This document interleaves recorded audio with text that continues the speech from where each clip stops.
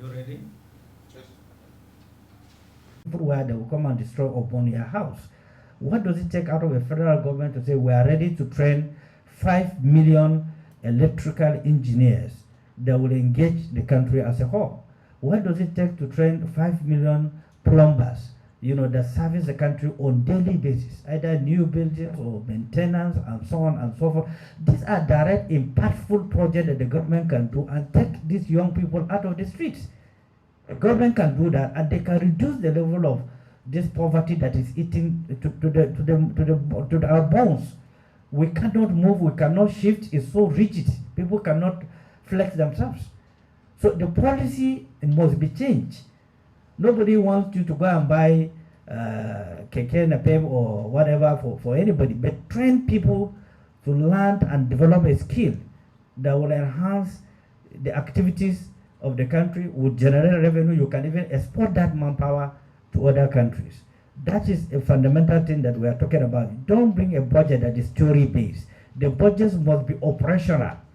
Must be operational. It is in the interest of the country for the leadership to develop an operational budget, not budget based on projection and theories and that cannot be realized, and based on borrowing system.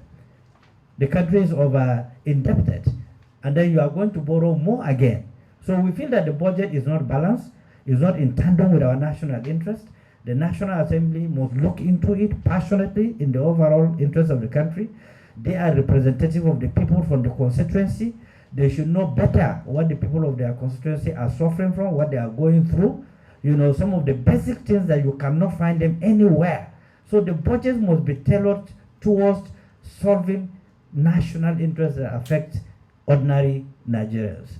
We have also looked into the issue of the judiciary.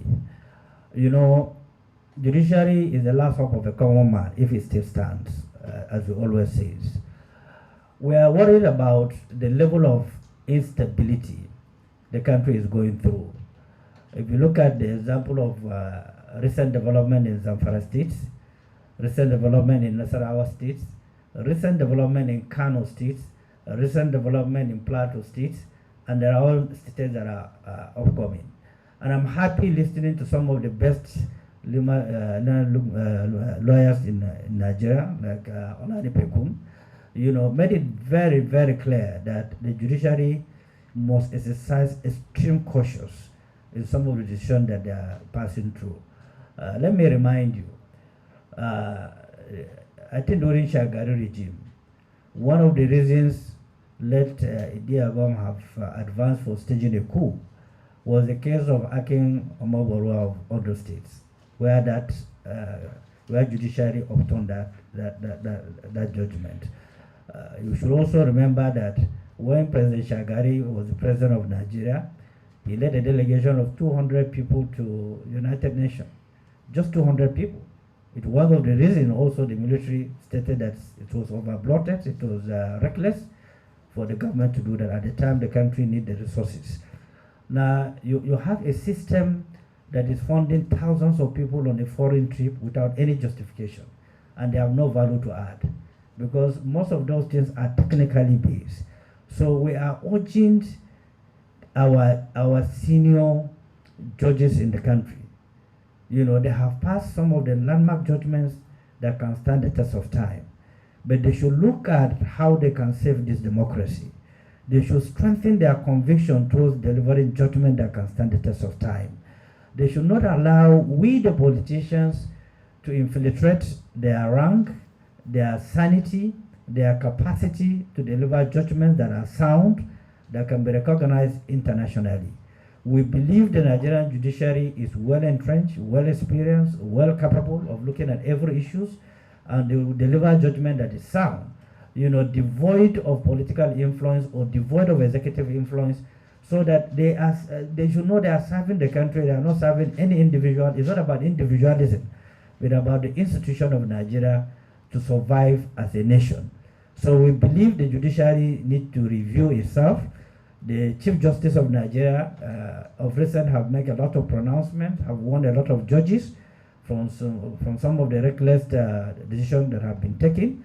We have listened to all the media houses where lawyers have appeared have made very sound contributions on how to solve this problem. Otherwise, it is so open, it's so fragile, and it can create anything. So we identify the challenge in the judiciary, and we hope, we pray the judiciary will restore its dignity back. It will restore the hope of the common man that says that the judiciary is the last hope of a common man, which we believe is still existing. Recent development have questioned the integrity of the judiciary, and the judiciary need to work hard on it. Listening to outgoing Supreme Court Judge Justice Dr. Aliyu and the revelation associated to his validatory session, you have no option than to conclude that something is wrong with the judiciary. Not coming from me, coming from somebody who have served from the lower to the Supreme Court and retiring as a judge of the Supreme Court in his valedictory session, and some of the judges also speak volume about the judiciary. So we believe the judiciary need to do more. We also discuss about the subsidy removal. So far in our own analysis, based on statistics that have been generated, we haven't found the impact of the subsidy that have been removed on Nigerians. Rather, it have increased the weaponization of poverty all over the country. People have abandoned their vehicles because they cannot afford to fuel their vehicles. Our thinking, if the subsidy was raised, some of us don't believe there was a subsidy. We have challenged the subsidy payment processes, we couldn't find one. But what we are telling the government that you cannot remove subsidy. And the same subsidy you removed, you deliver it to the governors that have championed the weaponization of poverty. It's not possible. It's not a realistic position the government is taking. If the subsidy is there and you are taking it out, you are saving it for the future of Nigeria, then it should be converted into subsidy of education, subsidy in the agriculture, subsidy in other critical areas that will be impactful to the citizens of Nigeria. This is what we are saying. If really the subsidy exists, that subsidy should be converted to the benefit of Nigerians.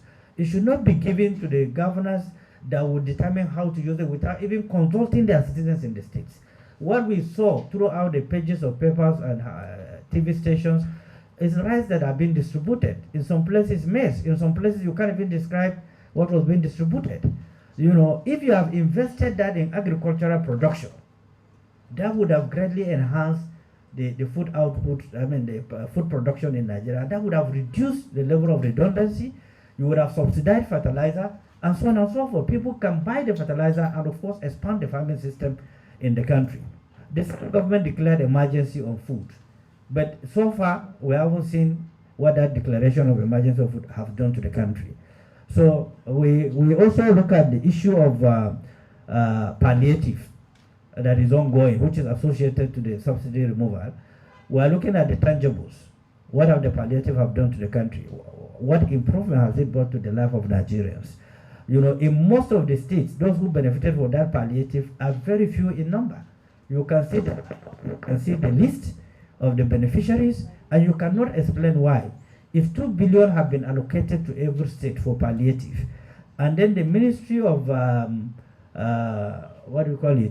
is in charge of humanitarian affairs, that is claiming that they are crediting thousands of naira to individuals' accounts, which is yet to be substantiated, means something is fundamentally wrong. It means that the government is not parting away from the old practice of the former government of President Muhammadu Buhari. That's what it means. And our hope and our expectation with this current president is that he will be a permanent. That was thinking of a lot of people. So he must depart from the old practices that have crippled the economy so far to a new generational thinking, new economic realities that will drive the country. We have also looked at in the budget the level of loan the government still want to borrow, fund capital projects, recurrent expenditures, and so on and so forth, debt servicing, and so on and so forth. We believe this is not healthy for the country. The government must scale down the borrowing capacity it is developing, because it's increasing poverty all over the place. After all, we have our own financial institutions here, and ordinary citizens cannot get access to the bank, borrow little money, do transactions, pay the interest, because the interest rate is killing. So the government ought to look into our financial system, the CBN regulations on the borrowing, work on it, reduce the difficulties associated to getting access to funds for people to have something doing. People that you train different skills, they must have access to little cash, to drive that process. We equally look into the issue of our currency fluctuations. The federal government in this budget tagged the official rates at I think 77.5, which is not realistic, which means that you have already devalued the currency already. You have already more. Now in the black market as of today, is about $1 is about 1,200 naira. I mean 1,200 to $1. So how do you continue like this? Now you lifted ban on some of the goods that the former administration have banned. You're not going to use the naira to import them. Of what difference are they going to make? Because you are going to source forests to import those things into the country. How do you reduce them? How do you make them buyable by citizens? So these are very fundamental issues that concern us as parties, as stakeholders that have participated in this election, that have been every nook and cranny of Nigeria, and we are working all of us together. We are not excluding anybody, including APC, if they are willing to join us and add value to this conversation to strengthen the government, to make the government a workable institution. We are very, very ready for it. So that is the main reason why we felt that we are up to our responsibilities as leaders of party. If you refuse to review what is going on and advise the government with all honesty, and then of course there will be a position paper to be sent to the government, to the president, to look into our honest opinion and advice on how to enhance the prosperity of Nigerians. My colleagues, the chairmen there, have one or two things to add to what I have said. Perhaps I've forgotten some of the issues we have discussed, but substantially the bulletin points have been mentioned. So there will be some little bit of details of the issues. The National Secretary of PDP wants to say something. Yeah, thank you. The National Chairman of SDP, Social Democratic Party of Nigeria. My name is Setonji Koshuedo, the Acting National Secretary of the People's Democratic Party. As the Chairman has said, some concerned political parties are coming together for a purpose, for a strong purpose, good intention about this nation. To go beyond winning election, we were in a program yesterday, and somebody asked one of the chieftains of the people of the ruling party, what exactly is in the mind of an average politician. And unfortunately, the person answered, power. Is it all about power? Is it all about winning election? This coalition goes beyond that. We are concerned about the situation in the country, and we felt we should make our position known. And that's why we are coming together. The chairman of Social Democratic Party has mentioned some of the items on ground, some of the items of concern. But generally speaking, we want to offer strong opposition. We want to play the role of opposition group for the good of Nigerians. As we are playing that role, we will also, it won't just be to criticize only, but we will also offer alternative solutions that we think as a body the government should be doing to alleviate the problems of the people. Well, the steps so far taken, as enumerated by the chairman of SDP, does not show, those steps do not show strategic move by the government to solve Nigerian problems. It has always been the way we've been having it, and we seem to be going in the same direction, and we believe something must change. We feel that government should revisit its agenda for the nation. During campaign, we come up with agenda, we come up with 7-point agenda, 8-point agenda, 20-point agenda. I think the agenda of this government should be revisited for the good of Nigerians. I feel that it is a good move, and my party, the People's Democratic Party, is aligning with it, and we will do all possible, all we could, to support this idea. Thank you very much.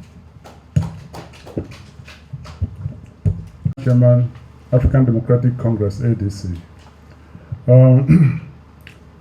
The C2P2, Coalition for Concerned Political Parties, C2P2, we began. The idea is to help to strengthen our democracy and also to help our people and the political process. We have observed the almost as either knowingly by commission or omission that people in power are trying to stifle the multi-party democracy. We signed in for multi-party democracy.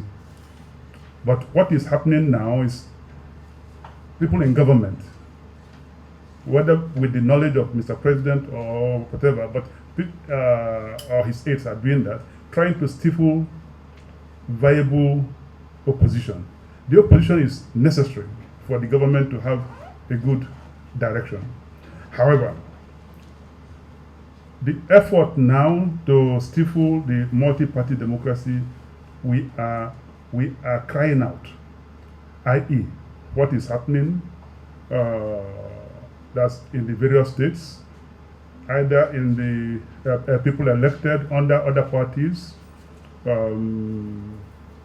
from the legislative houses. A lot of cases, things has happened, and then we now go over to some states. We are aware that the APC has over 20-something states. PDP has 13 states. A few other political parties got one state, and we all witnessed this election. What is happening in states like Kano? What is happening in states like Plateau? What is happening, beginning to develop in some other states? It's not healthy for our democracy. And we must say this. The Nigerian people cannot come out en masse. The ordinary people, you mobilize them, they come out en masse to vote, and then through coercion, through blackmail, through whatever means, we're trying to what, whatever it is. Please, we signed in for multi-party democracy. Let's respect this. It's very important, and it's worrying for any true Democrat and a patriot. It will concern them, and that's what we have decided to cry out about. And if the three arms of government, we have the judiciary, we have the executive, we have the legislature, and so on, trying to force out political parties doesn't help the system. As far as the legislation is concerned, we have processes whereby the elections are won. We have clear ways. We have the rule for how to the votes are counted and who can remove the votes, who can do this, and so on and so forth. Please, we are concerned. Let's save our democracy. It's very, very important to us. Thank you very much. Centrally, National Chairman, Allied People's Movement, I just want to emphasize on the need to domesticate the solutions to our problems in Nigeria. Yes, it's good. No country or no society is an island. You need to support others, neighbors, far and near, to see how you can ensure that you have a better political and socio-economic environment. But then, if you have to do, you must start from your own home. Charity, they say, begins at home. Yet, the government went out recently, the president went out recently, canvassing for investment in, with the humongous number of people from various ministries and parastatals. I think it is outrageous and somehow anachronistic, because if you are going to bring in every society that developed today started by looking within for solutions to their problems. The man in Dubai, the man in US, the man in Germany does not know the solutions to or the problems we have in Nigeria. But now we have successful investors in Nigeria who operated within, and then they are successful. So if you want to, if you are bringing, I am a farmer in oil palm. I remember one time during President Jonathan that investors came when the government wanted for us to be self-sufficient in the production of oil palm. And companies like PZ Wilmar, some Belgian and other foreign companies came, and then UAC, for instance. But we do not have the strength internally because they have the backing of their government to invest in Nigeria. But how well have the government supported the local investors? We have people who have done very well in renewable energy in Nigeria that we know. We have people who have done well in agriculture. So I think the government should start by strengthening the local investors, giving them the strength, because whoever is coming will not come with equal strength. For us, it will be more of slaves in our own country, okay, compared to those that are coming with their government backing. So I appeal to the government as it is today to open the doors. Let's have consultation with the local investors, see how we can start this within. And secondly, whoever you are calling someone to invest, there are indices for investment. One of the indices that somebody will look at for investment is energy. How well have we fared in the energy sector? So until we are able to address some of these questions. Recently I was coming from China, and the moment I got to the airport, there was blackout. Like the immigration officer was trying to, and light went out, and I have some Chinese friends around me, and we all laughed. Then an investor that is coming into Nigeria on citing this alone is discouraged. So, and then you look at road, you look at security situations. I think we can do better by looking within for solutions to our problem, and to take Nigeria first before doing anything. You are a president, you are a senator, you are a governor, whatever you are today is for a term. So you have to look at, but you must fix Nigeria for Nigerians, for all of us. Whether you like it or not, if you better Nigeria with the positions you have today, it will somehow benefit you or your children. Thank you. My name is Abbakau, the acting national chairman, NNPP.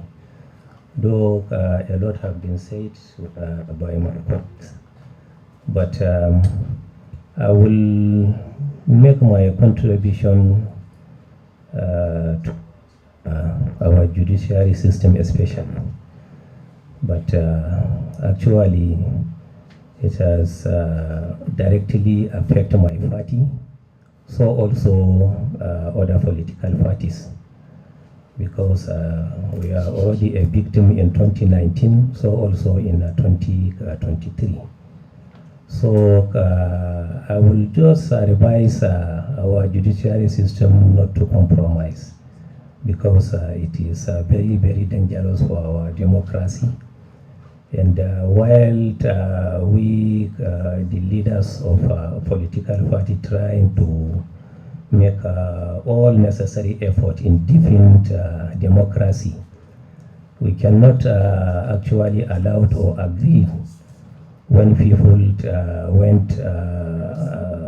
came out in their millions, thousands, vote for a candidate of their choice. Just 3 or 4, 5 people will just sit down in their parlor who decide to hijack people's mandate through through the court decks.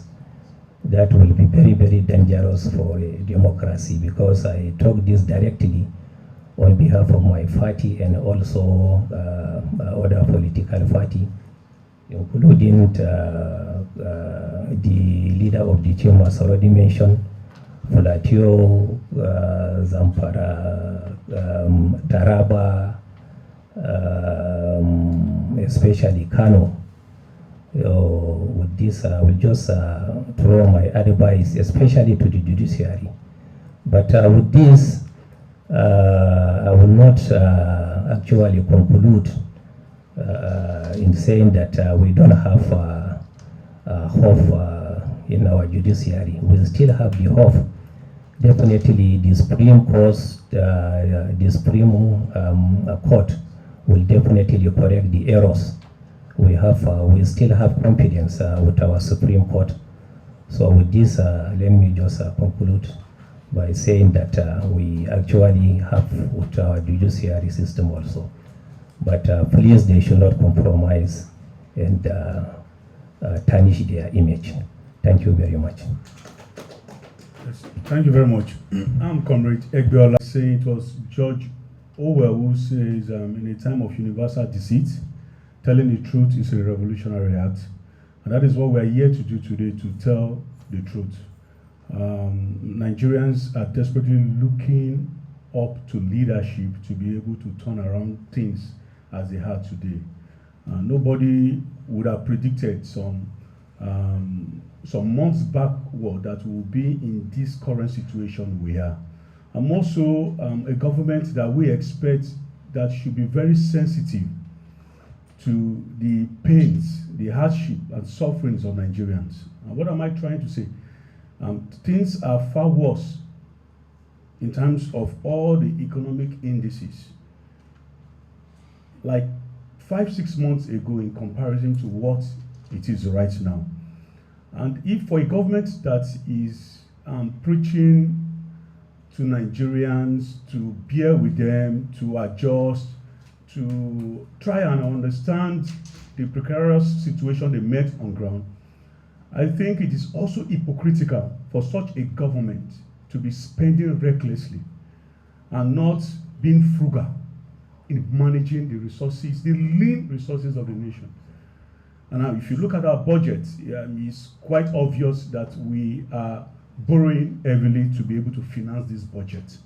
Now, how do you reconcile that with the government in the last supplementary budget that is buying SUVs worth over 2 billion for the wife of the president?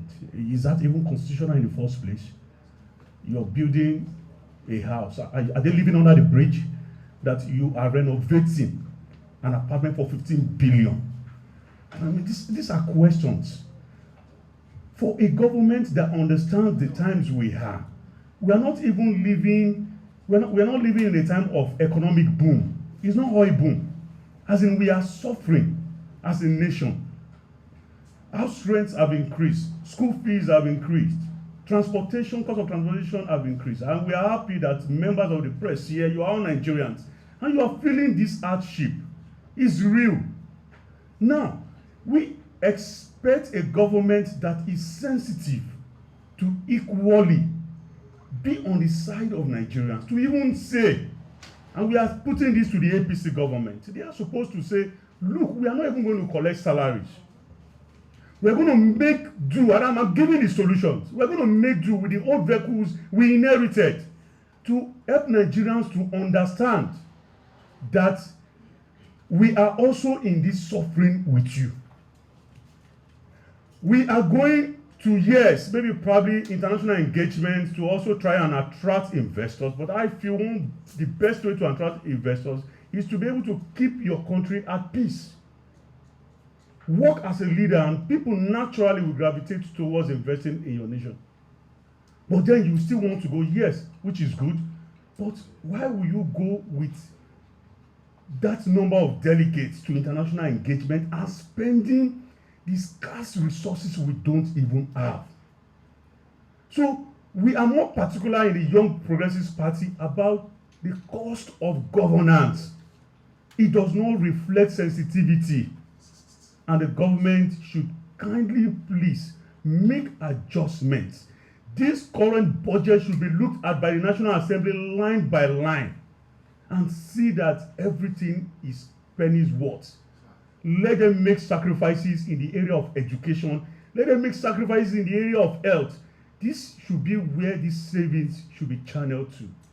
And until that is achieved, I think it's only going to be a time bomb that is waiting to explode if the government does not take a corrective measure to ameliorate the sufferings of Nigerians and make them to understand that you are also with them, not like drunken sailors who are, in a ship that is sinking. Thank you very much. Majority of them that are on board like idea of what it is to drive where they were being posted or positioned. I want to thank you on this note. I want to thank my colleagues for have created some of this mess that we are. So it's a very quite wide range of things that we are discussing, and we'll table them both before the President and the National Assembly. We'll be there in the public hearing to make sure that some of the major defects in the Electoral Act have been corrected, and then of course, I've said this severally publicly, it is the executive that conduct elections, not INEC. If you look at the percentages, almost 70% of the election is being conducted by executive. The executive appoint the chairman of INEC, they appoint national commissioners, they appoint REC, they approve the resources for election. The president is the one that authorized deployment of every security to every polling unit because the president and commander-in-chief, and they funded everything. So INEC produce election materials, INEC deliver it to polling unit, count votes, declared winner, and then the rest will still go to court. So what's the percentage of INEC as an independent body? It is executive that teleguides elections in Nigeria. And we want to get it correct. The executive must purge themselves and allow the doctrine of franchise to take place. The vote must count for the country credibility to be upheld internationally, and for once our election to be credible. It is a shame during Babangida's regime, two-party system, that election is still being adjudged to be the best and the fairest election in the history of Nigeria. We've been in democracy since 1999, full scale. Even if we are experimenting, by now we would have had grandchildren, as a nation. So we are no longer experimenting. It's deliberate, it's wicked, it's barbaric, some of the policies that are going on.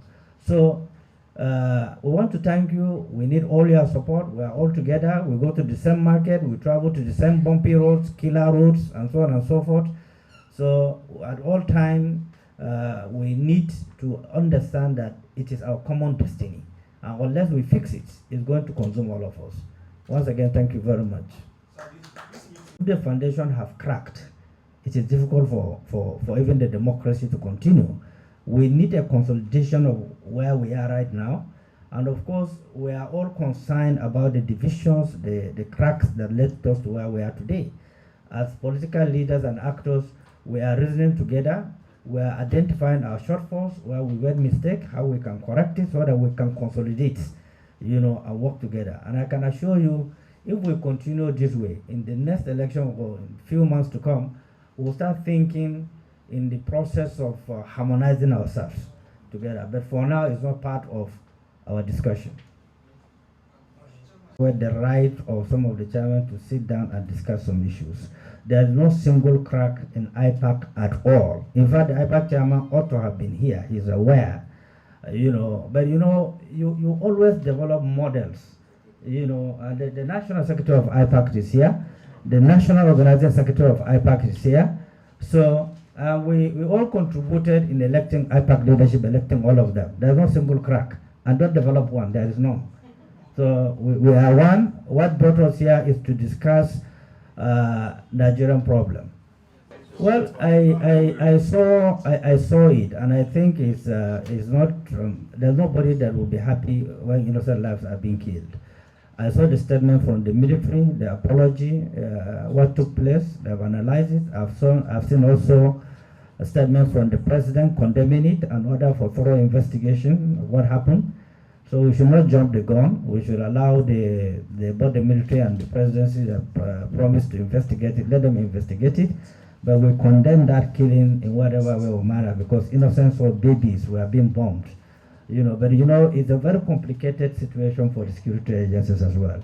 In the period where you have people in motorbike with AK-47 ravaging everywhere, and then you have a military institution perhaps ought to have a technology to zoom whatever they are going to target, but I don't know what went wrong. Maybe they couldn't zoom it properly, they couldn't establish the target properly. That led to the tragedy that took place. But we sympathized with the family and Nigerians over this tragedy. Yes, Bitrus. Yes. So we are not unveiling. What we are unveiling is what brought us together, the concern of Nigerians. Number two, what we have done now is also a very decent, disciplined, humble pressure, by channeling this to the government directly, to look into it passionately without being erratic or emotional about it. We are all concerned about what is going on. It is with good intention. There's no negativity in our thinking. So we assemble here to add value to Nigerian society, not to create any more problem apart from the problems Nigerians are facing now. We are not to create more problems. Thank you, sir. Thank you.